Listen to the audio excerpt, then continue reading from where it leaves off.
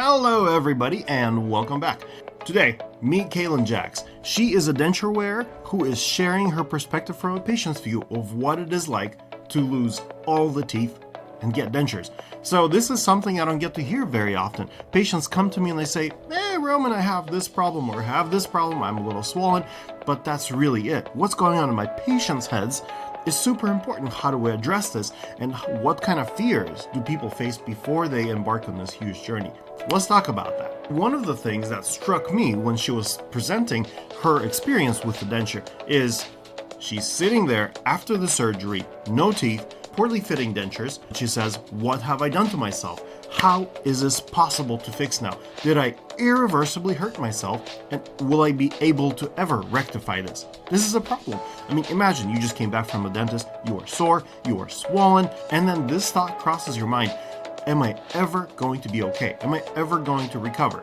And this is the kind of thoughts she is faced with all on her own. I mean, it's easy when you're in a dental office. When people come to me and they say, Roman, how is this going to be?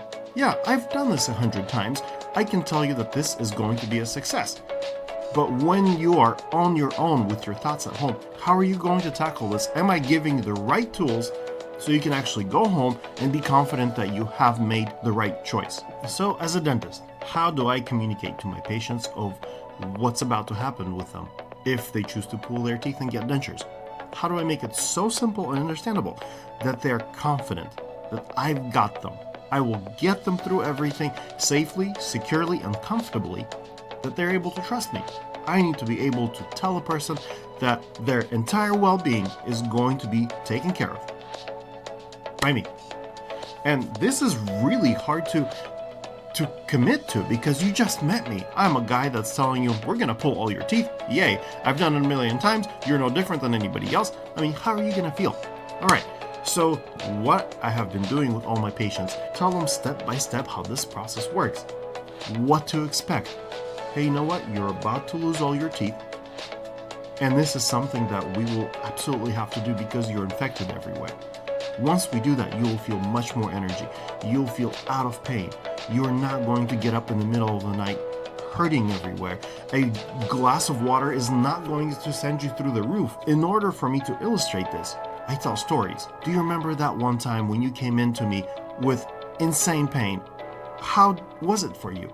Well, you know, I would rather give birth to go through that again. Yes, and women have told me I would much rather give birth 5 times than deal with tooth pain. It's like that. It hurts beyond belief. So the first step is actually getting you out of pain, getting you out of infection. Second biggest thing, after surgery, people are gonna have discomfort. They're gonna be swollen like balloons. What can we do about that? Usually when I pull teeth, of course, I prescribe an antibiotic, I prescribe a pain pill, I prescribe one more thing, which is a dexamethasone. So using a little bit of a steroid for a 3 to 5 day window when the inflammation is at its peak is the best thing that we can do for our suffering patients. When there is no longer inflammation after surgery, you heal faster. There's less pain. You have to use less narcotic medications in order to actually keep the pain under control. So this becomes a vital point of my routine when I'm doing these cases. I absolutely make sure to keep that inflammation under control.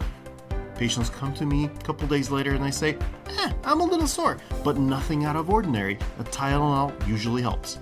So the way I communicate these things to my patients is that I take them through the beginning of the process all the way to the end of the process. And I tell them every single complication and every single step and what can go wrong in that step and what they can be feeling in that step. So anytime you're at home and you're like, wow, I'm really puffy. Oh yeah, Roman told me about this. I'm going to be puffy for the next 3 to 4 days, but this medication here will help me. So people know that, hey, anything that may happen, these are the things that we will do to counteract that. And at the end, you will be fine. You'll be healthy. You will get a result that you will really love. And that's exactly what I'm trying to provide for all my patients. First, understanding that they're doing the right thing. Then the understanding of how we're going to get through the thing. And then the anticipation of the result that they're going to be in love with.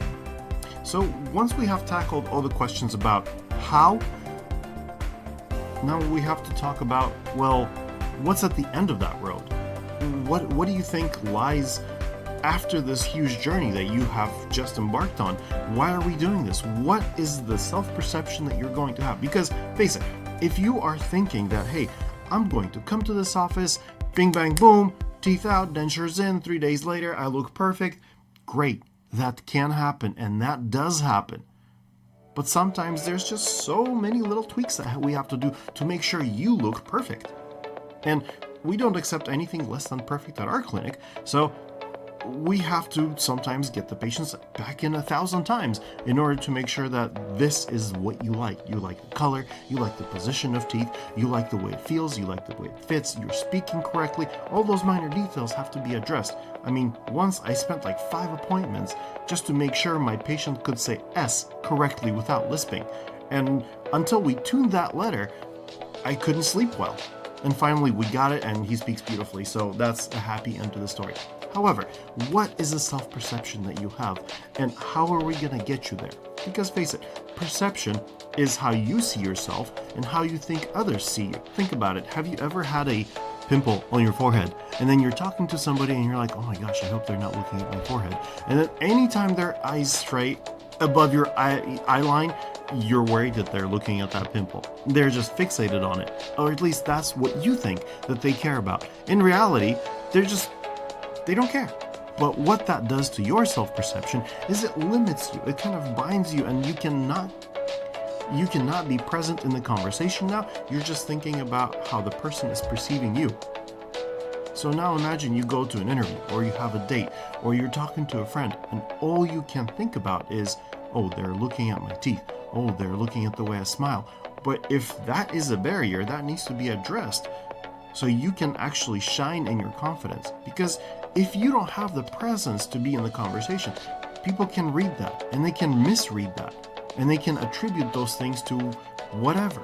I have had reservations about a person just because they were preoccupied, and then later I would find out, hey, they really had something else on their mind, but I perceived as if they didn't find me friendly or something. So now consider this. You're about to get dentures. This is going to function now as you. How I understand this is that if I give you anything less that allows you to participate in life without hindrances, I'm giving you something that will be handicapping you. So that kind of makes my job really hard.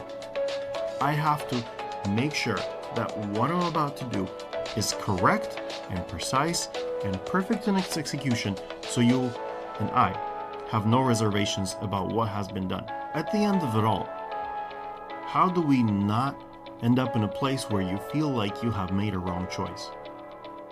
Well, the answer kind of presents itself in such a way that if what I'm about to give you is going to be a limitation and not a new potential, then we shouldn't do it. If it's unlocking your potential, if it's enabling you to be more than you were in the past, if it's not locking you up, then it is a great thing that we have done. Then you will feel like it's an advantage. If it's anything less than that, then we have failed. It's not great. We need to go back to the drawing board and make sure that we have given you something that is, for the lack of a better word, giving you wings. At this point, we just ask ourselves, before starting any treatment, what is the thing that will get you where you need to be? Story time. A patient recently came to me and she said, hey, I think I'm going to have to pull all of these teeth. They're just so ugly. And maybe in 10 years, we're going to have to do that. I'm just not confident. I reviewed everything. I looked at her x-rays. I looked at her previous history. And I said, hey, listen, that's not real to me. You have beautiful teeth. Everything is healthy. The last time you had a cavity was about 20 years ago. I don't think anything's going to happen in 10 years. Just take care of them. Come back for your cleanings. And as I kept talking to this patient, what we both realized is that she doesn't like the color of her teeth. And it was as simple as that. Getting her teeth whitened changed everything. So the thing that we should be asking of our patients and investing time into is figuring out what is the thing that will unlock our patient's potential, that will take away their hesitations about themselves. What do I need to do for my patient for my patient to be confident. So having said that, is the dentures the best option that you could do for your teeth? Maybe. Is implants the best thing that you could do for your teeth? Maybe. But first we have to go back and figure out, well, what exactly is it that we're trying to accomplish? And what is exactly that thing that will give my patient the confidence to be successful in life, the confidence to be themselves, the confidence that would allow them to embark on life with new energy and vigor. Not lock them up, but give them newfound potential. That is what dentistry is really about. Not fixing a cavity in a tooth, but really reviving a person socially, reviving a person emotionally, mentally, that they're ready to do new things in life and not just be beaten down because they're too scared to smile.